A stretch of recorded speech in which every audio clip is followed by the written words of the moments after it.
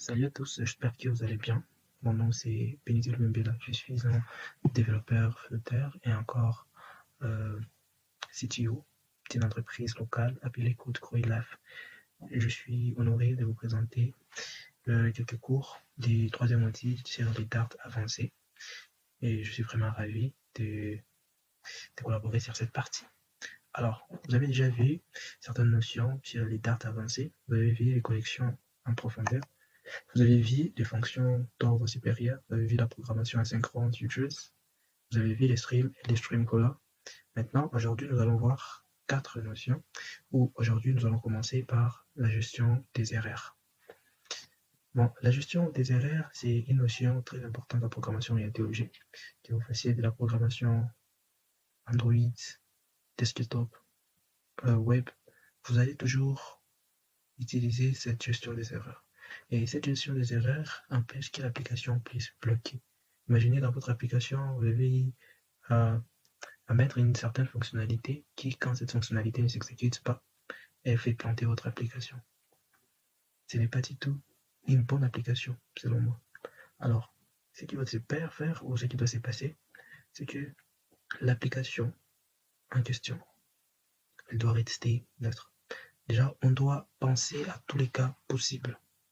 Une erreur ne doit pas empêcher une application de fonctionner. Alors, ce qu'on doit faire, c'est que nous devons prévoir tous les cas possibles. Lorsqu'on lance une chose, nous devons penser à ce que cette chose, nous devons penser à tous les cas. Soit qui est cette partie-là de la programmation. Cette partie, par exemple, de la programmation, bien sûr, c'est une instruction. Mais il faut que l'application continue ou que ça ne puisse pas planter. Alors, sans plus tarder, nous allons passer directement au code pour voir comment tout ça fonctionne. Nous allons commencer directement dans notre fichier main qu'on utilise assez souvent. Dans ce fichier, nous allons voir ce qu'on appelle la gestion des erreurs. Et quand on parle de la gestion des erreurs, il y a toujours des notions qui reviennent pour faire la gestion des erreurs. On a try, nous avons try, nous avons catch et nous avons finally. Bon. Pour faire la gestion des erreurs, normalement, on utilise une structure de code qu'on appelle try catch. Assez il suffit de faire une gestion des erreurs. Alors, comme on pourrait le voir, c'est qu'on essaie de faire une gestion par bloc de code. Nous avons d'abord le premier bloc de code ici qu'on appelle try. Try, quand je vais écrire ça, je vais commencer justement. Try comme ça. Try, c'est le bloc de code qui permet de recevoir une instruction qui va être testée. Des genres ici. Qu'est-ce qu'on va faire? Peut-être on va essayer de créer juste une variable avec un nom. Comme ça. Et puis, qu'est-ce qui va se passer après? Ici, c'est là où vous allez mettre tout votre code que vous voulez tester ou que vous voulez gérer les différentes situations. Après, ce qui va se passer, vous devez maintenant essayer de capturer l'erreur. Là, en tout cas, si vous lancez, vous aurez des erreurs. Il n'y a pas un try qui veut dire normalement essayer en français. Là, vous allez mettre vos codes. Et puis catch qui veut dire vous allez essayer de capturer l'erreur. Et ce que vous pouvez faire ici, dans try catch, c'est que vous devez savoir c'est quel type d'erreur on va retourner. Alors, il faut mettre toujours entre parenthèses ici ND qui veut dire error. Là, vous voudrez dire, par exemple, si nous avons trouvé une erreur à ce niveau ici, qu'on affiche cette erreur. Qu'on affiche cette erreur. Mais selon la bonne utilisation des try catch, vous voyez ici, vous avez votre bloc d'instruction qui va être testé ou qui va être analysé. S'il y a des erreurs, si ça essaie de bloquer juste un peu, ça passe directement à catch. S'il n'y a pas d'erreur, ça ne va pas passer par ici. Mais aussi, il faut mettre un finally. Un finally qui n'est pas obligatoire, ça permet justement à écrire du code qui va s'exécuter, peu importe ce qui se passe, qu'il y ait erreur ou non, cette partie va s'exécuter à la fin du processus.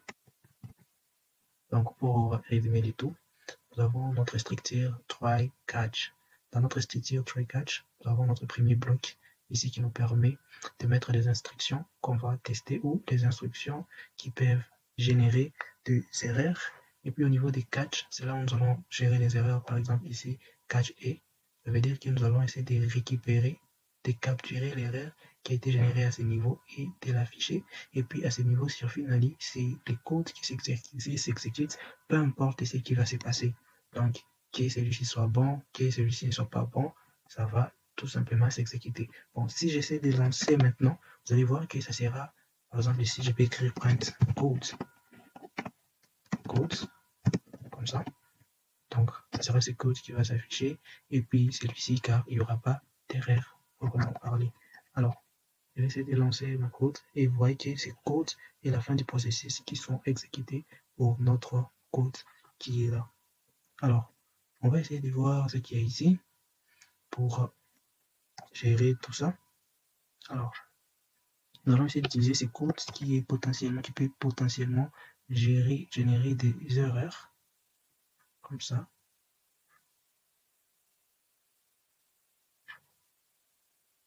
Voilà. Alors, ce que nous allons essayer de faire, ça sera simple. Ici, nous allons juste créer notre type chaîne de caractères, par exemple le nombre, comme ça. Et puis, cette partie ici, on va y affecter, c'est une chaîne de caractères appelée nombre, mais avec des nombres qui sont chaînes, comme ça. Donc, nous allons essayer de transformer notre chaîne de caractères qui est là, directement. Nous allons essayer de les transformer en entier. Alors, pour transformer, qu'est-ce qu'on fait?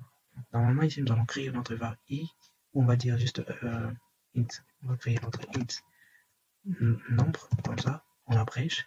Et puis, nous allons utiliser la fonction qui nous permet de transformer une chaîne de caractères en un entier. Donc, nous allons faire un int, nous allons appeler le type, puis point, parse. Parse, ça veut dire convertir. On va convertir ce qui va se trouver entre parenthèses en type int, donc le nombre. Comme ça. Alors, ce qui va suivre après, ici, on pourrait afficher par exemple ceci, le nombre, comme ça, tout simplement. Et là, nous avons notre code. Ce qui veut dire que ça va entrer ici, ça va voir que nous avons un string, bien sûr, qui est très bien affecté. Et puis après, nous allons entrer dans cette bloc. Ça va essayer de transformer. Si ça retrouve des erreurs, imaginez qu'ici, nous ayons des A, de B, V, comme ça. Normalement, ça sera difficile pour elle de transformer tout cela. Alors, ce qui va se passer ici, nous allons exécuter ce code, comme ça va bien fonctionner, et puis nous allons essayer aussi de l'exécuter avec des anomalies. Alors, on l'exécute pour voir. Quand on l'exécute, on voit code, .33, donc cette ligne s'exécute, et puis ça ne passe même pas sur le print erreur, ça descend directement vers la fin du processus.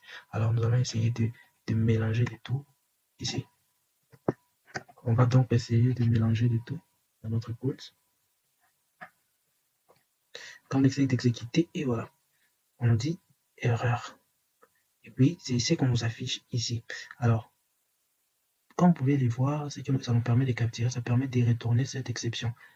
Ça vient ici, ça exécute, mais quand ça exécute, ça rencontre l'erreur, ce qui veut dire que ça ne va pas exécuter ce qui va suivre, ça va sauter directement sur les catch, ça va essayer de capturer l'erreur. Et quand ça saute là, ça nous remet une exception. Une exception, ça veut dire c'est une erreur qui est reconnue et qui peut bloquer le programme. Alors là, nous avons notre exception, par exemple, invalide radix number, c'est ici, et voilà. Donc, ça nous retourne une erreur. Ça nous retourne l'erreur en question que nous pouvons gérer comme nous voulons. Par exemple, ici, si vous dites que si, par exemple, l'erreur contain,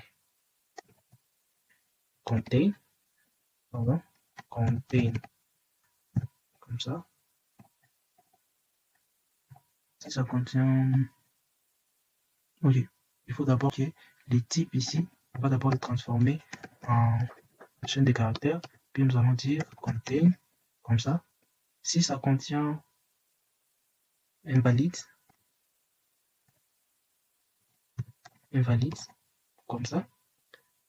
Alors, ce qu'on va afficher à l'écran, on ne peut pas afficher genre format, exception et tout. Donc, si ça contient invalide, qu'est-ce qu'on va afficher à l'écran pour que l'utilisateur puisse les comprendre? On peut dire juste erreur système.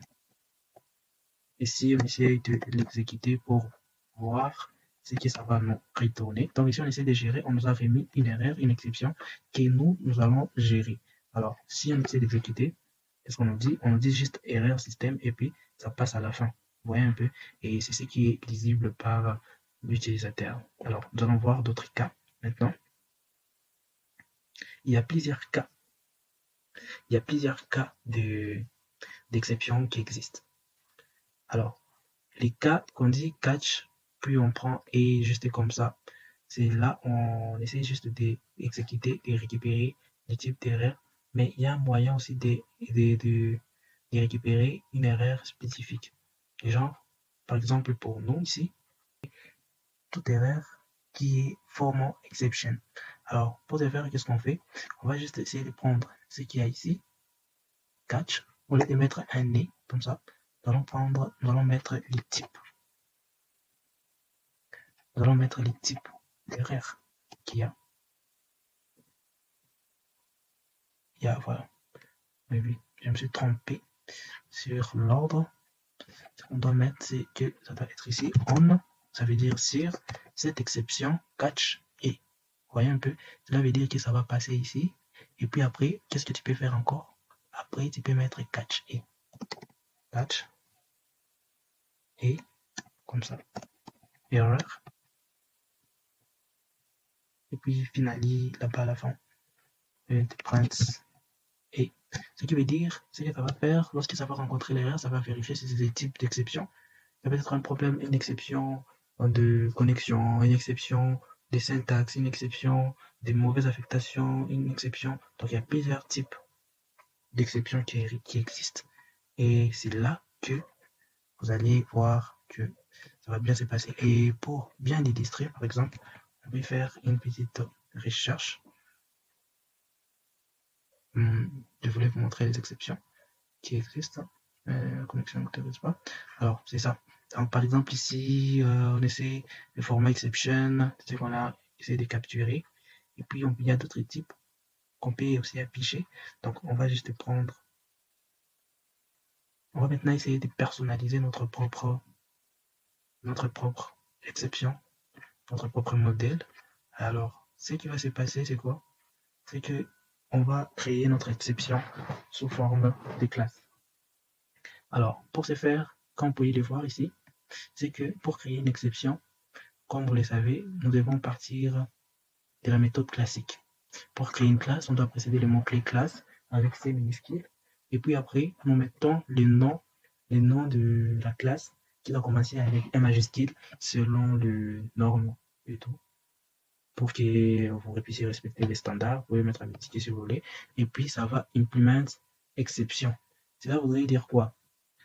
Dans l'explication sur la programmation orientée objet, lorsqu'on expliquait les notions d'interface et tout, c'est que pour une interface, c'est comme un héritage qui permet à une classe d'hériter de toutes les fonctionnalités d'une autre classe.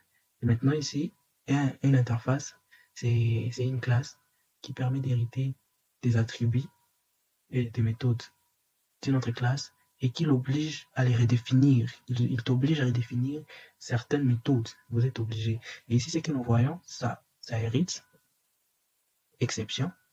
Et qu'est-ce qu'il y a à l'intérieur? On est obligé de commencer avec, par exemple, nous avons ici nous allons commencer par définir notre attribut. Les deux attributs, par exemple, message et statut du code pour ce qui concerne la récupération des données sur un serveur distant. Donc, vous pouvez mettre n'importe quoi. Et puis ici, nous avons network exception. On essaie juste de faire ce qu'on appelle l'initialisation avec notre constructeur. Et puis ça, c'est la méthode qu'il faut à tout prix réécrire. Nous avons donc ici notre string, toString, network. Donc, il faudra définir notre interface. Alors, nous allons prendre cet exemple ici. Nous allons l'écrire sans plus tarder.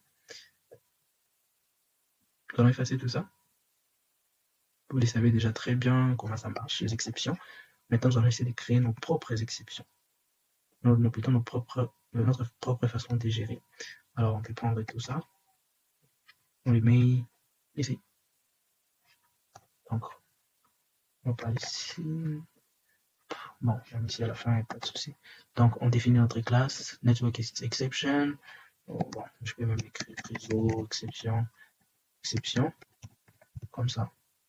Exception, implement, c'est le mot qui veut dire ça prend les fonctionnalités ou ça hérite des exceptions, qui est une interface. Et puis, nous allons définir ces attributs, l'attribut message et l'attribut statut. Et puis ici, qu'est-ce qui se passe? Nous devons faire ce qu'on appelle l'initialisation avec les constructeurs. Donc, chaque réseau exception doit avoir un message et un statut. Pour commencer, ça sera initialisé à 0. Et puis, nous devons réécrire la méthode toString. toString, ça veut dire méthode d'affichage de cette classe qui est exception. Et là, nous aurons network exception message. Donc, les toString qu'il y a ici, c'est les messages qu'on affiche. Par exemple, pour les format exception, ce qu'on nous a affiché, c'était ça ici. C'était ça, ce qu'on nous a affiché. Alors, nous aussi, nous avons pris le même modèle ici pour afficher notre message et pour mettre aussi des statuts. Vous voyez un peu? C'est un peu ça, la création. Alors maintenant, après, on peut essayer de l'appeler. On peut essayer de l'appeler pour voir ce que ça va nous donner.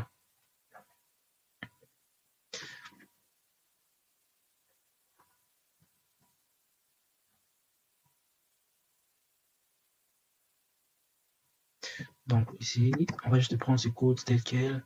Ne vous posez pas trop de questions sur ça si vous ne l'avez pas encore vu. Donc là, nous avons créé une fonction. Une fonction qui nous permet de récupérer les données sur un serveur distant, ce qu'on appelle API. Donc on va utiliser la technologie de l'API. Alors on va essayer de simuler les erreurs. Ici, on va passer l'IRL et puis ici, on va maintenant afficher le message d'erreur. C'est juste une simulation et rien de grave. Donc ça, c'est le message qu'on va afficher s'il y a erreur. Alors, qu'est-ce qui va se passer? Nous allons maintenant essayer de mettre le code. Nous allons essayer d'appeler notre récupérer données. Et puis, les throws, ça peut vous permettre de lancer l'exception qui sera ici lorsqu'on va retrouver l'erreur. Par exemple, il y aura problème de connexion ou il y aura un problème du genre un serveur qui n'existait pas. On va nous renvoyer cette erreur ici. Alors là, nous allons maintenant lancer tous ces codes ici. Je vais vous expliquer la structure pas à pas.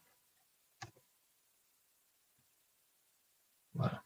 Bon, parce que ça, c'est une fonction qui lance pour essayer de récupérer les données sur un serveur distant, ce qui veut dire que les données doivent être récupérées en asynchrone. Ça ne doit pas bloquer, la continuité ou la fluidité de l'application. On doit continuer. Alors là, pour utiliser notre fonction await, on doit les mettre dans une fonction qui utilise l'asynchrone. Donc, ça doit être à l'intérieur d'un asynchrone, comme ça. Et puis ici, notre fonction s'appelle récupérer.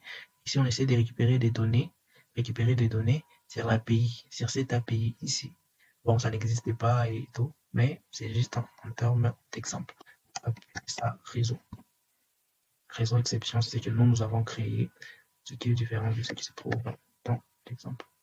Alors, là, nous avons notre, ça manque quelque chose, voilà.